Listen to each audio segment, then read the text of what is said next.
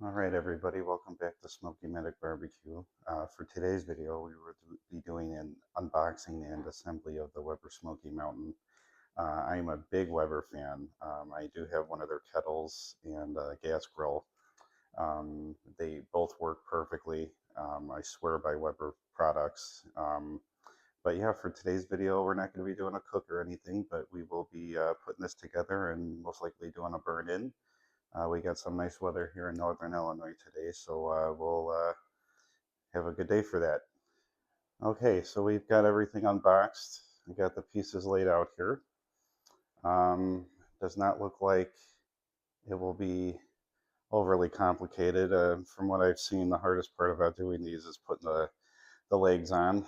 That's a little bit of hardware that comes with it, but for the most part, it looks like it's pretty self-explanatory. So let's get started here. All right, so I wanted to bring you in close and show you with the legs here. You just got the bolt. There's a top and bottom on each one. There's a rubber washer and a metal washer. The rubber washer goes on the outside. And then you got the metal one here. You got the ash basket on the bottom. And then up here you got your charcoal basket and the grate for the charcoal. So you dump your charcoal in here, and that's where you get your heat source from. The On the bottom here, you can see there's three different vents that you can open and close depending on how hot you're trying to cook. So yeah, so far got the legs on. It actually isn't too bad. So we're going to continue on here. Okay, so the next step was putting in the bracket here for the grill grates. Um, as you can see, there's two different levels for cooking here. So depending on what you're doing, you can have quite a few racks of ribs, a couple pork shoulders, brisket, anything like that. Um, Take both of these out, and what you can see is we have a water pan that's under there. Those brackets also hold that up. I'm sure you could take it out if you're not planning to use a water pan. It just all it really comes down to how you like to cook and what you're making. So we'll put these racks back in here.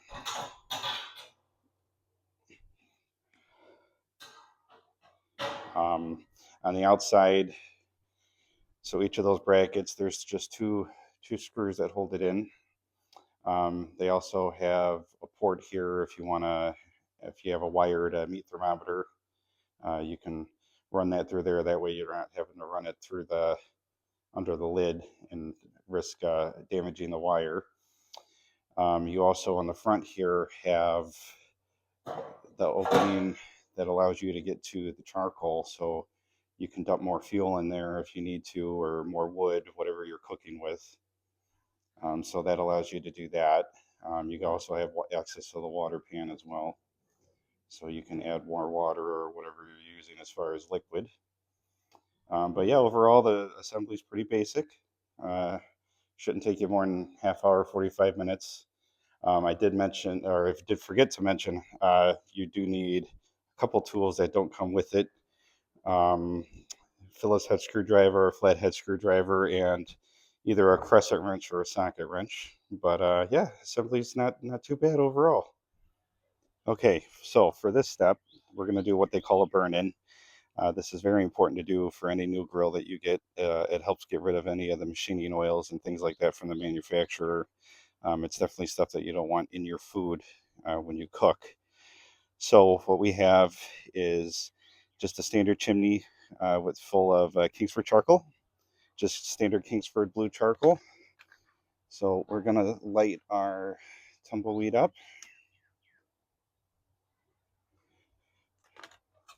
put this over that. In about 10 minutes, these should be ashed over, 10-15 minutes. They'll be ashed over, and we can dump them in there and put the thing together. And it'll probably take a couple hours to burn through all that. But like I said, it helps get rid of all those manufacturer oils, get a seasoning in there, which is everything that you want to do before you start cooking on it. So we'll bring it back when we're ready to dump the charcoal and put it together. Okay, I apologize about the background noise. My neighbor chose of all days to clean her yard today.